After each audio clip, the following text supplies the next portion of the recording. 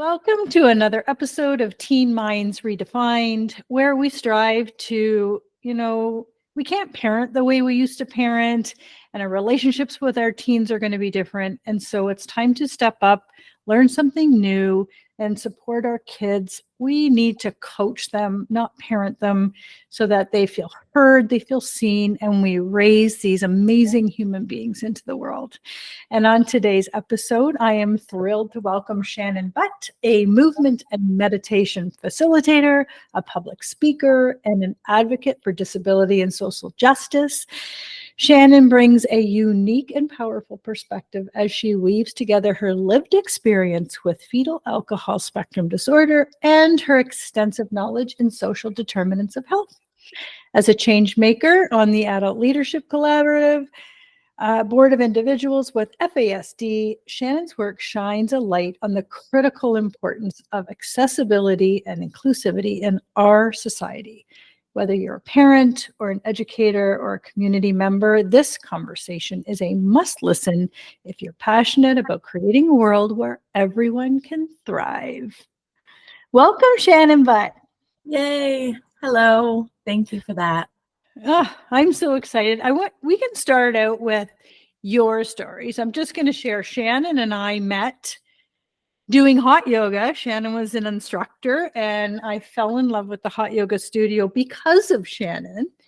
And this is a whole circle back introduction, and there's this evolved, amazing, beautiful Shannon who is now sharing her light and shedding the light on some darkness in other people's worlds, from what I understand. So Shannon, welcome, welcome, welcome. Please start with your story, your why, your mission.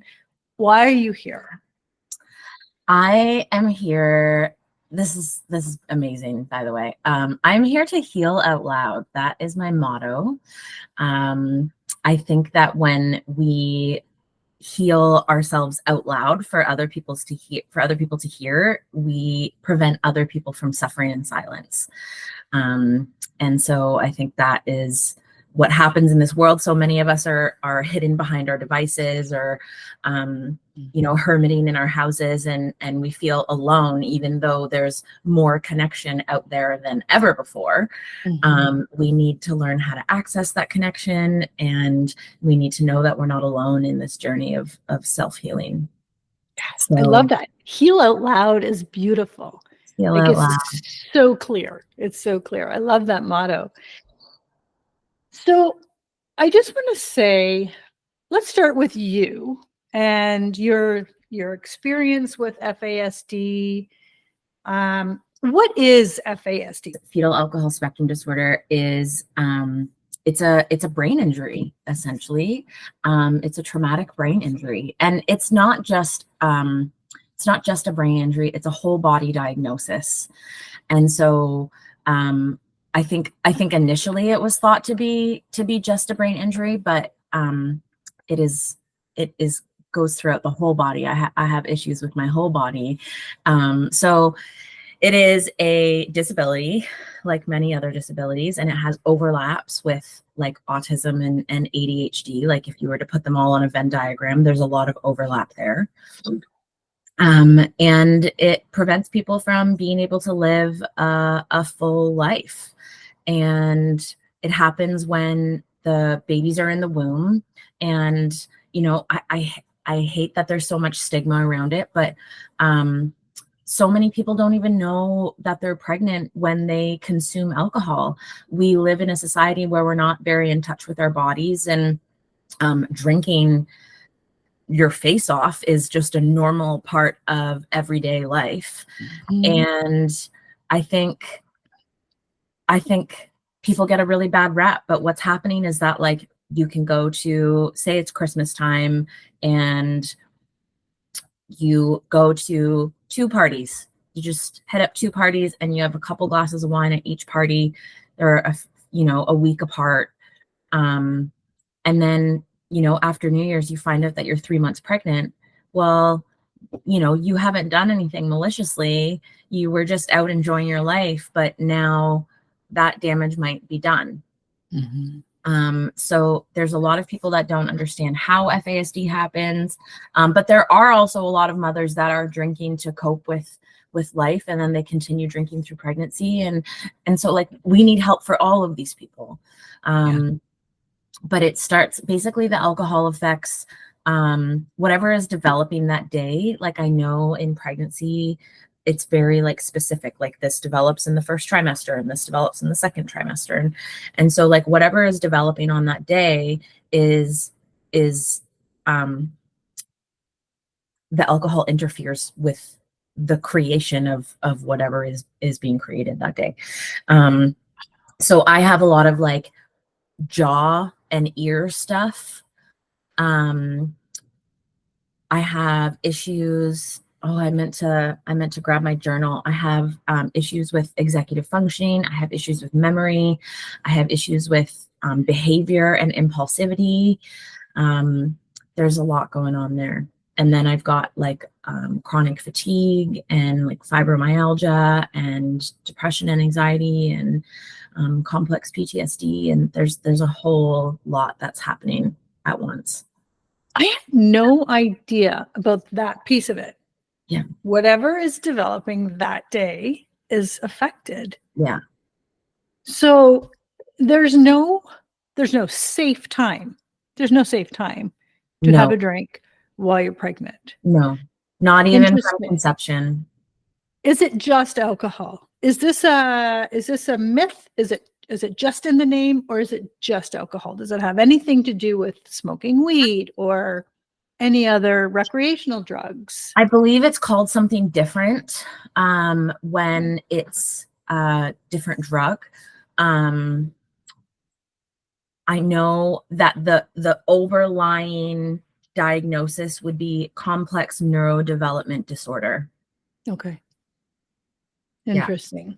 So my experience, and the reason I want teachers listening to this as well, is as a spec ed specialist, I oversaw a number of kids with disabilities, and very seldom did I have, maybe I had 5 diagnosed FASD kids. I'm quite sure there's more. Oh yeah. But I only had 5 that I can recall.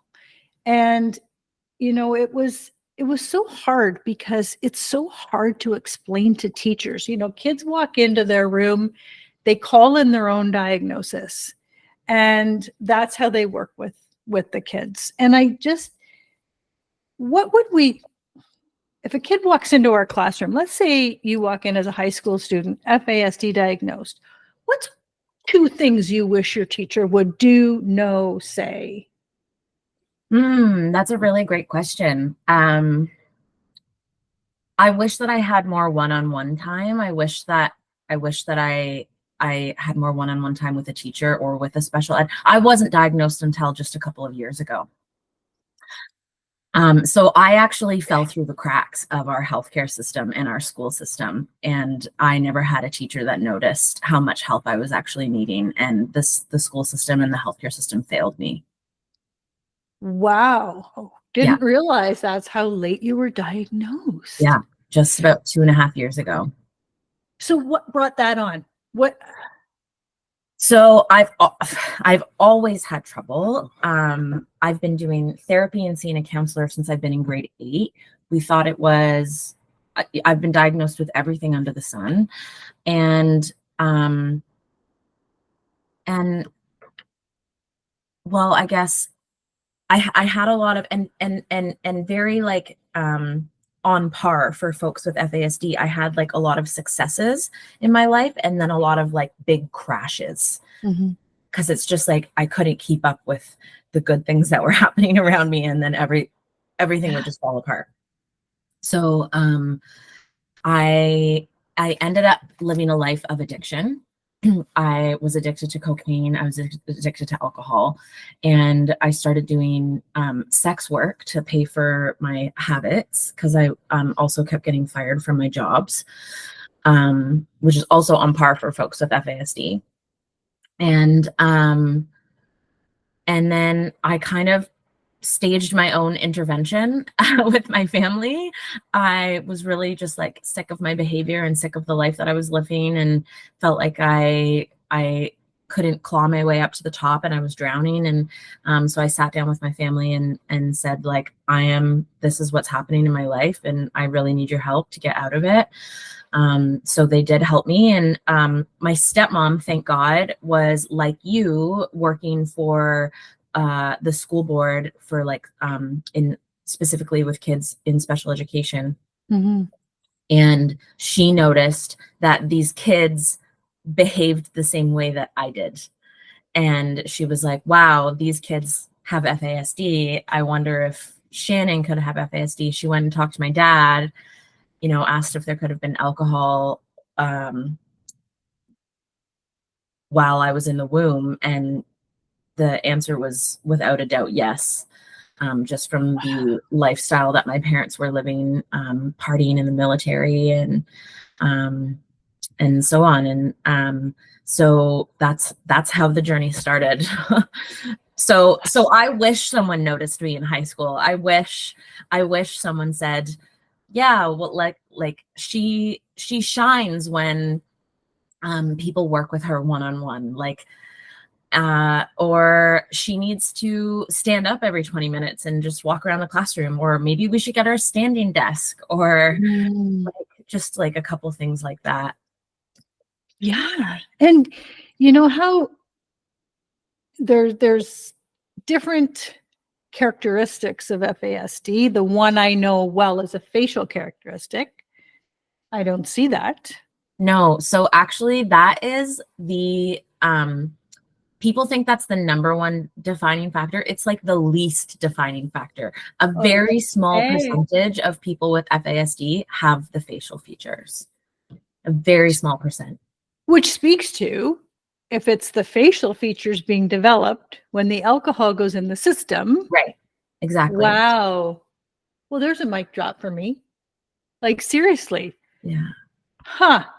Okay. So tell me then, since your diagnosis, like, how did that change your perspective on disability, and how does it change your activity on like social justice? Like, how did that shift for you on a personal level first? Like, how did that feel when they finally said, this is it?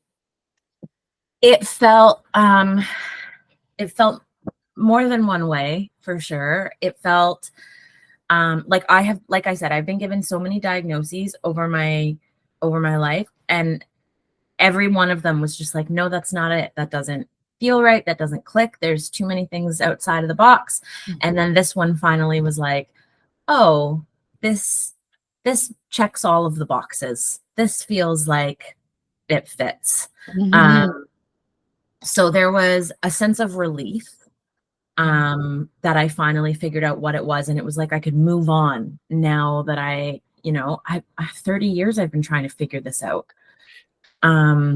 So there was definitely a sense of relief. There was also a sense of I felt like my life was over. Like, I was like, oh my God, I'm a person with a disability, and I've always been a person with a disability, and I'm never going to be successful. I'm always going to have this struggle.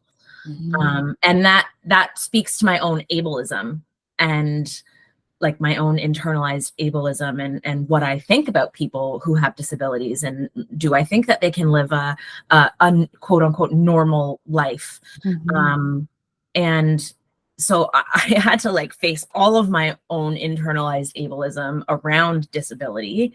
And I'm still doing that work. Absolutely. Trying to figure out what a life looks like as a person with a disability. I even still struggle to say that I'm a disabled person. Like, I know that it's person language first. So it's person with a disability, but I think because,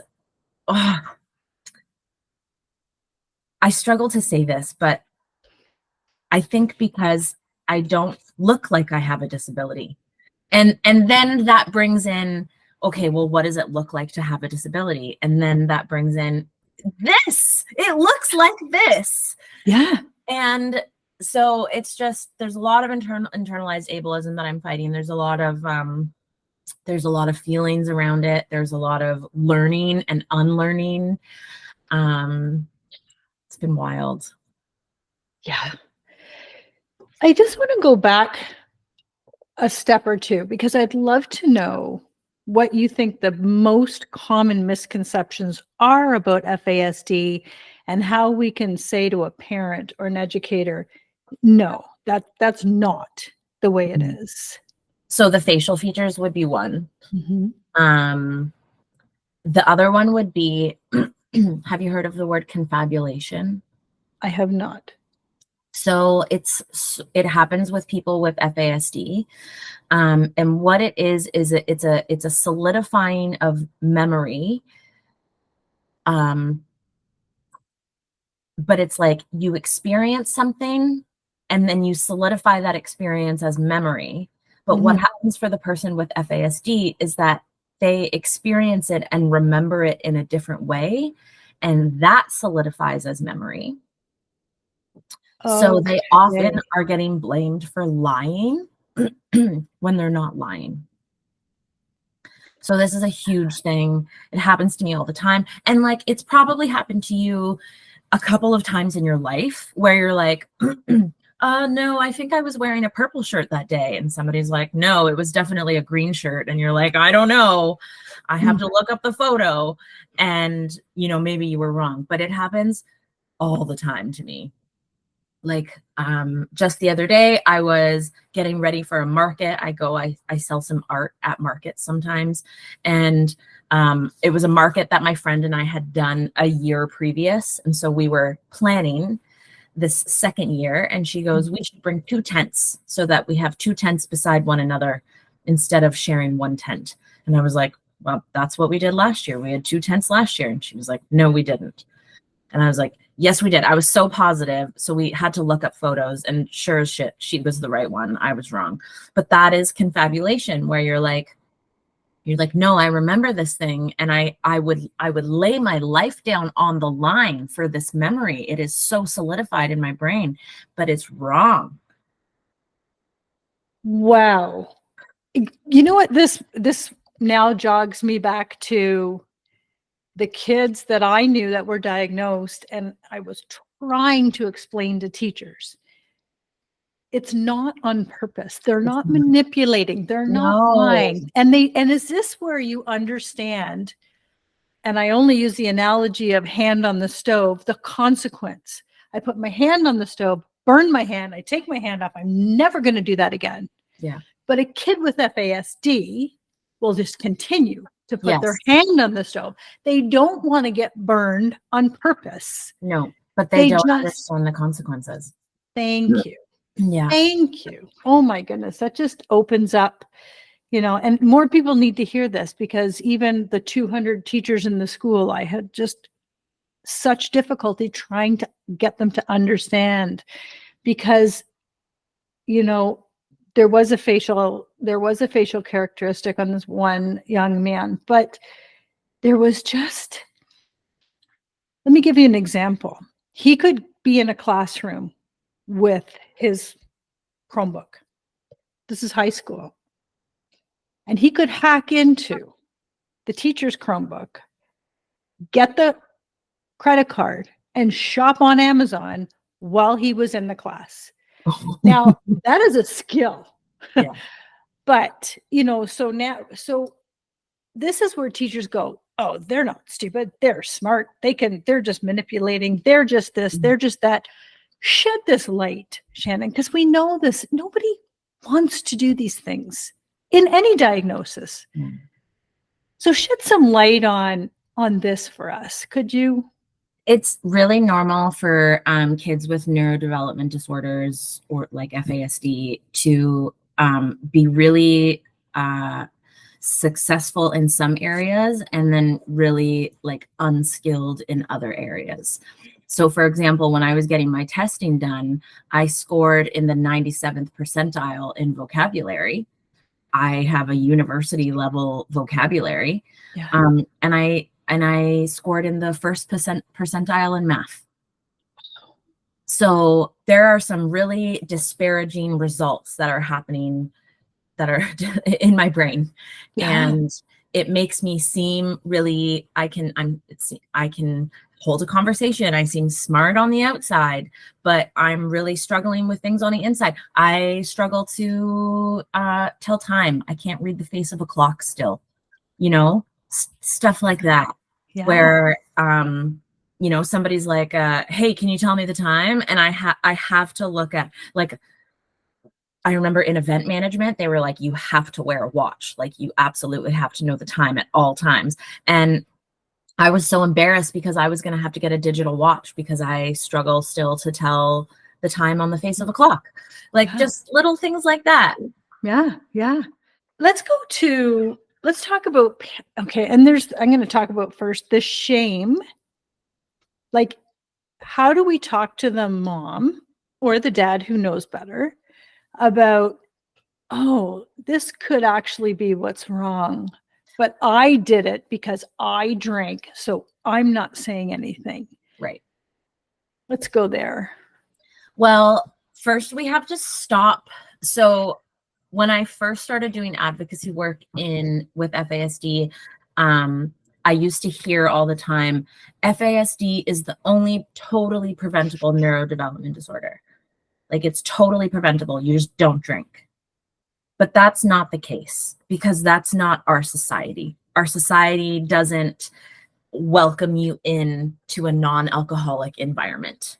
Mm-hmm. So we have to stop saying that it's completely preventable, because it's not. Addiction is not preventable. It is what it is. And so we have to stop saying that, for one. For two, sorry, can you repeat the question?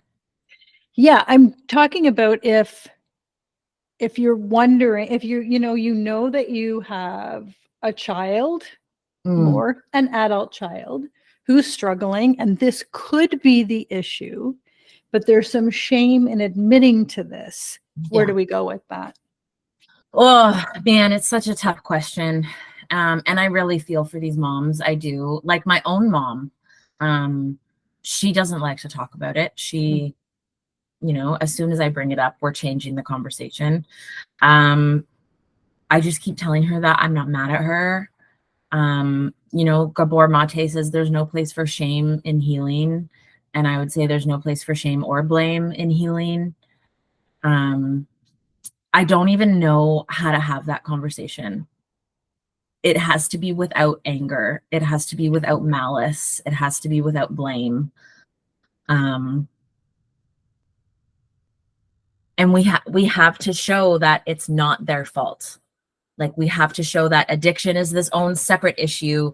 The social determinants of health is this own separate issue.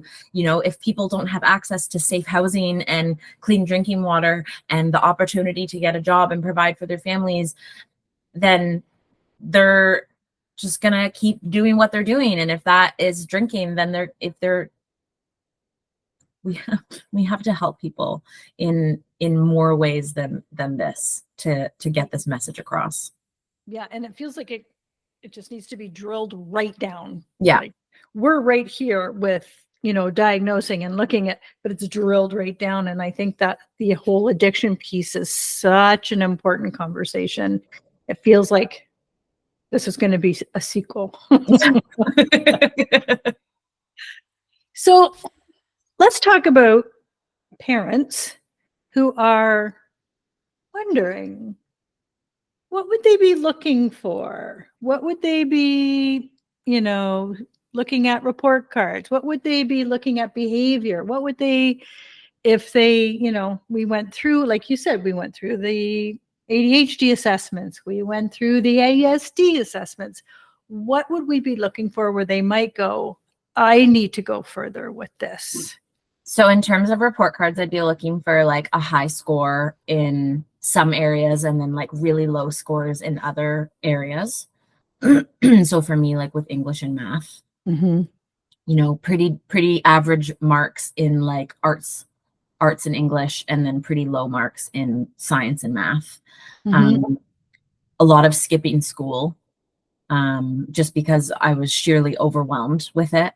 In terms of behavior, incredibly impulsive, making big life-changing decisions in the sweep of an arm. Like, I'm For going to move across the example. country. Yeah. I'm going to move to Calgary. Oh, I'm going to move to Newfoundland. I'm going to get married.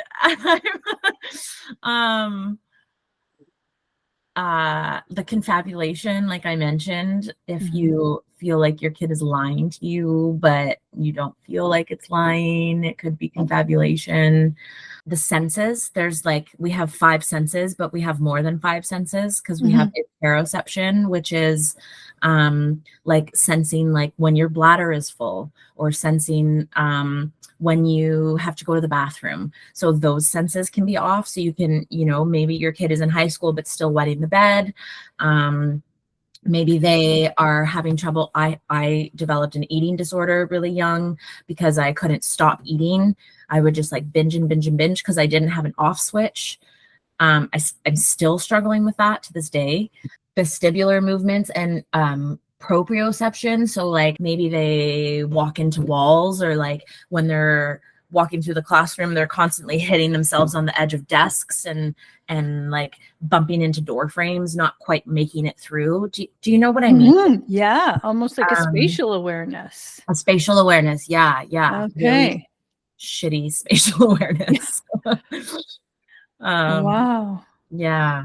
Temperature, sense of like sexual arousal, and then affective emotions like jealousy, love, rage. Like, are those things happening? Like, I felt emotions. So I shouldn't say felt, I feel emotions so intensely. They feel like they're going to take over my body. I have had like friendships end because I just couldn't sit down and have a conversation. I couldn't be criticized. I couldn't have somebody say to me like, hey, I didn't like that thing you did. I'd be like, oh, well then we're not friends anymore. Our friendship is over. And very, very dramatic. Yeah. Yeah. Wow. That's really informative and interesting because, like I said, I think people just have their Google description of what it is and then don't go any farther. No. And I think there's so many more people that have an undiagnosed FASD in this world. I truly do. So what is the treatment? Is there a treatment? How do you go forward? I've got this diagnosis. I'm 30 years old, or I'm 19 years old, or I'm 12 years old, whatever. What's the next right step for me? Well, with my privileged lens, I would say therapy, with an FASD specialist. But like I said, that's a privileged lens, and not everybody has access to that. Yeah. Any sort of like group that you could join that has other people with FASD, meet other people with FASD, like 100%. Just start to get that awareness of like, I'm not alone in this. This is not one of those things where you stick out from the crowd. Like there are lots of us here. You're not alone. Medication there is like a medication, what's the word that I'm looking for? Algorithm.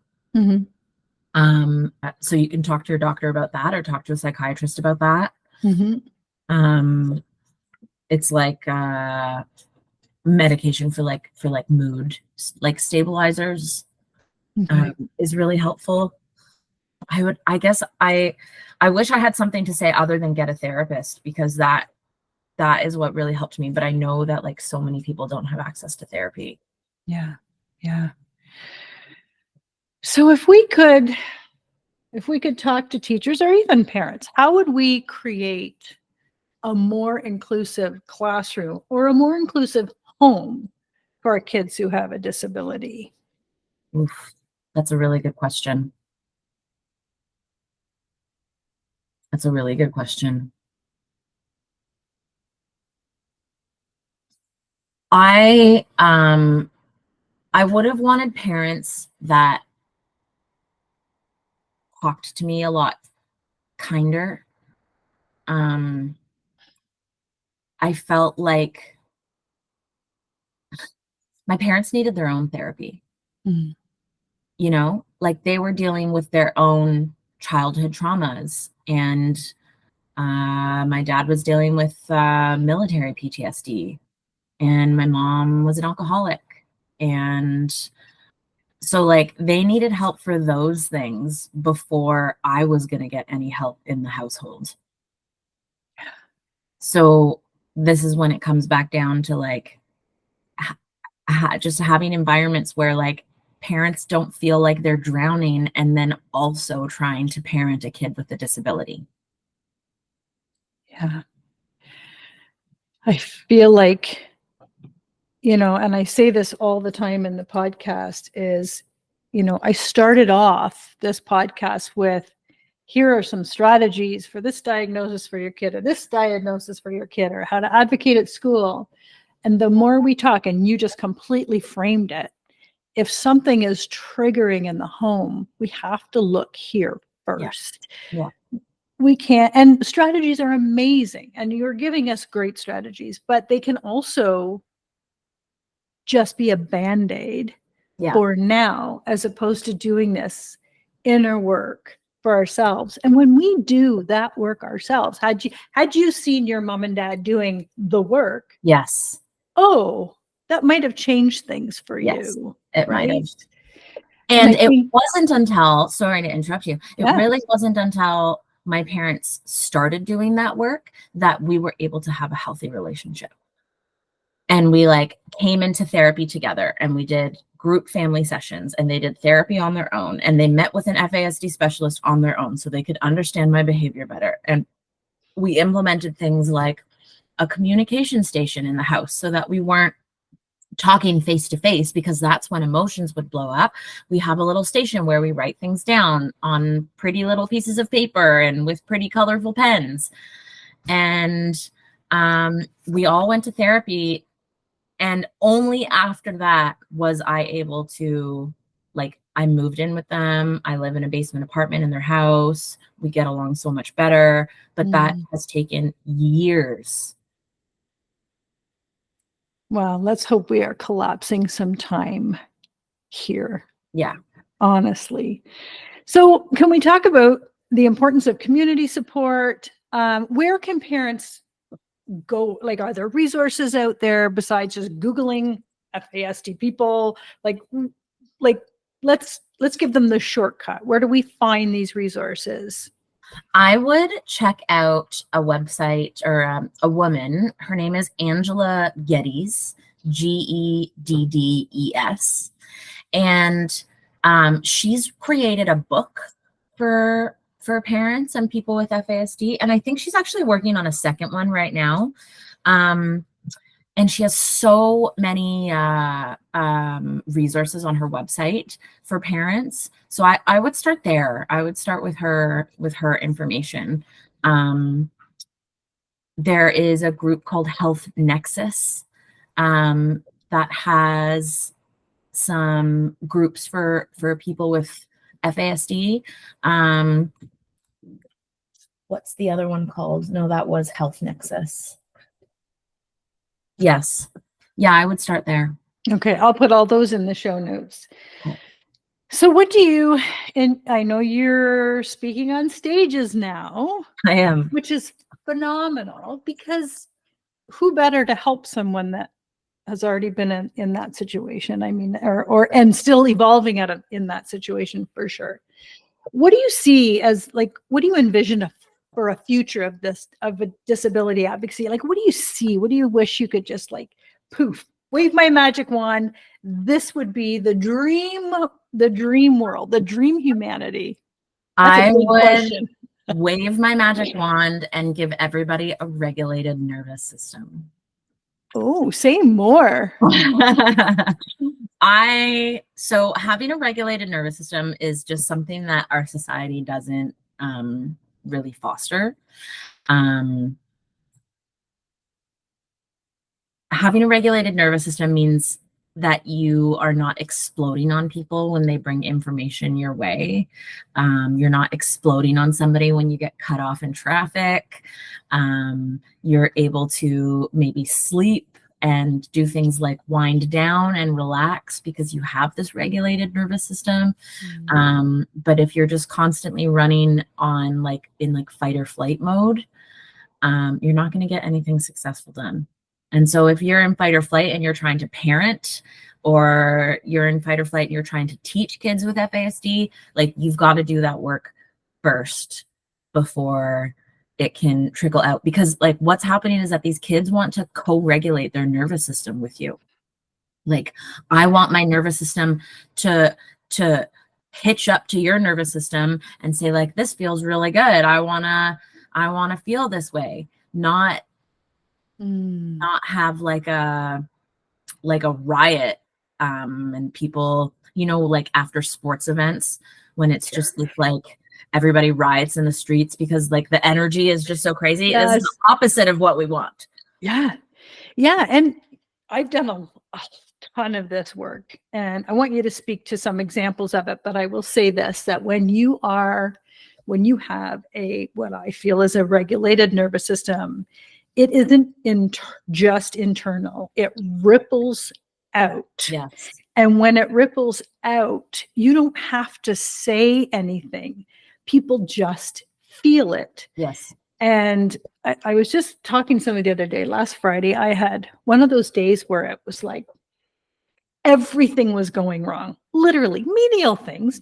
Nobody died, but it was, the train came and I was 22 minutes late. And then I did this terrible appointment. It just went on and on and on and on.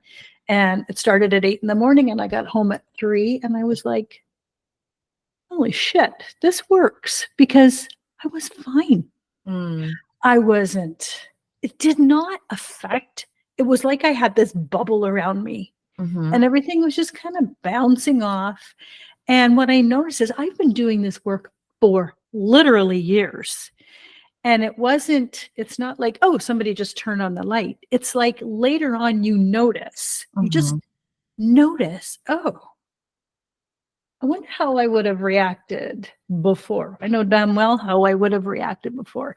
And it's the same at home with your kids. If your kid comes home and they're yelling at you, or they had a shitty day at school or whatever, if you have that bubble around you, then that goes out, that envelops them. Yeah. And you don't have to talk. You can even just say, that's it. There's a different way to say that. I'm going to take a break. I'm going to take a pause. And when you come back from the pause, that's instilling in them, oh man, I can ask for that. Yeah. I can ask for the space. I can ask for the pause. Yeah. I think it's amazing. So give us some examples of regulating our nervous system, a couple things we can do at home today to do that. Well, stop drinking, for one. Alcohol is just an absolute, it just obliterates your body and all of your good cells and your nervous system. And it hangs out in your body for a really long time. People think that we drink and then a couple days later our body is rid of it. But what happens is our toxins, the toxins from the alcohol, they sort of like line up to get into your liver. And any other toxins ahead of them, the alcohol is like a bully toxin. So it jumps the line and it wants to get in there first. So all of these other toxins are still just like floating around in your body, not able to get through your liver. So stop drinking alcohol. I would find something that feels like meditation to you. And the reason why I say feels like meditation is because I don't want anybody to think that I'm saying you have to sit cross-legged with your hands in this Om position and just breathe. Like that's not what I'm saying. Meditation could be walking. It could be swimming. It could be going for a drive. It could be listening to your favorite podcast. One of those things. Breathing exercises, shaking out your body, literally standing up and shaking out your limbs and shaking out your hands and your feet. What else have I done?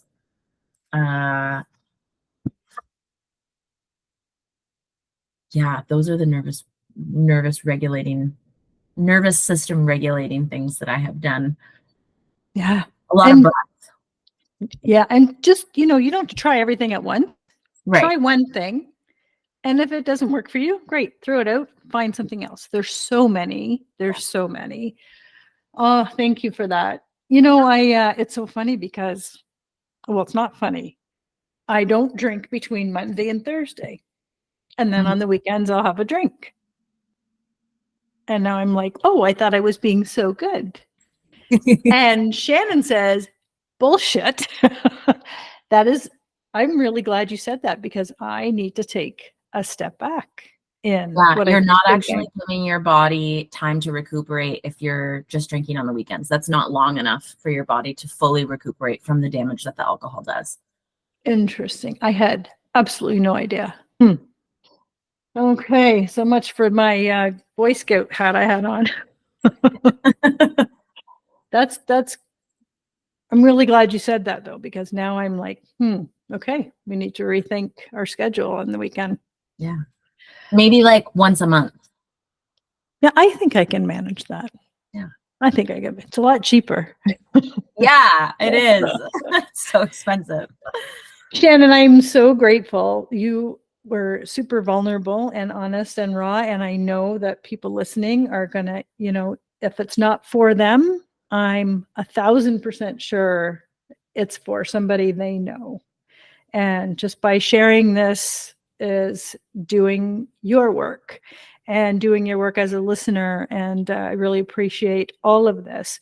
How do we find you? How do we work with you? How do we hear you on stage? Tell us all about the Shannon Butt. I speak at FASD conferences.